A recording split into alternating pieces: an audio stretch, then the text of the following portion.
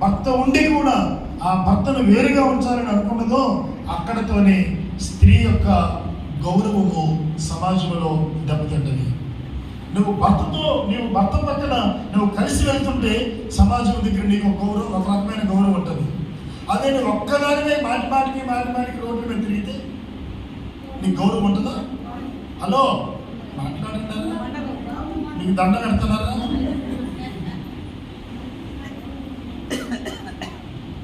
భర్త లేకపోతే లేదు, భర్త ఉండి భర్తతో పాటు నువ్వు బజార్కి వెళ్ళిపో, బస్ స్టాండ్కి వెళ్ళిపో, సంతలోకి వెళ్ళిపో, ఎక్కడికైనా నువ్వు వెళ్ళు, నీ గౌరవం ఒకలా ఉంటుంది.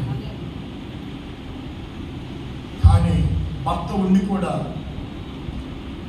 నీవు భర్తను లెక్క చేయకుండా మాటిమాటికి తిరుగుతున్నావు అనుకో, ఏదో అవసరం కొద్ది వెళ్ళొచ్చు రావచ్చు, అది వేరే విషయం.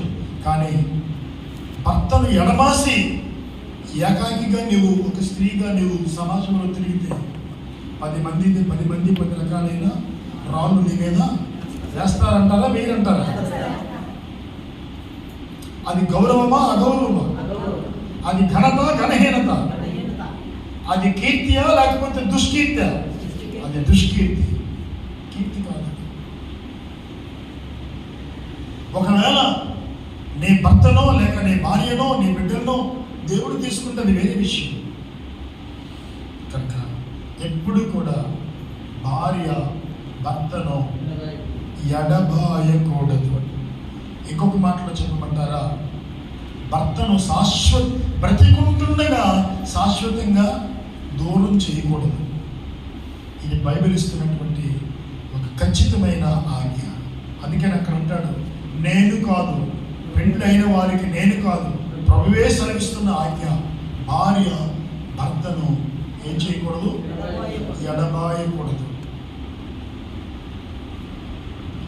ఆ క్రమంలో 3వ సంగతి చెప్తాను, రండి. ఎఫెసీ పత్రిక 5:22. ఎఫెసీ పత్రిక 5:22. భార్యల యొక్క విధుల్లో 3వ విధి, స్త్రీలారా మీరు ప్రార్థన చేస్తున్నారు, ప్రభువుకి ప్రార్థన చేస్తున్నారు, ప్రభువుకి లోబడి బ్రతకాలని మా మనసు, ఆ ఆలోచన మీలో సహజముగా వస్తుంది. మీరు ప్రభువునకు వలె మీ స్వంత పురుషులకు లోబడి ఉండు. ఇవన్నీ కూడా స్త్రీలకు దేవుడు ఇచ్చినటువంటి కొన్ని ఆంక్షలు, కొన్ని కర్తవ్యాలు.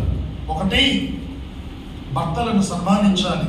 రెండవది, భర్త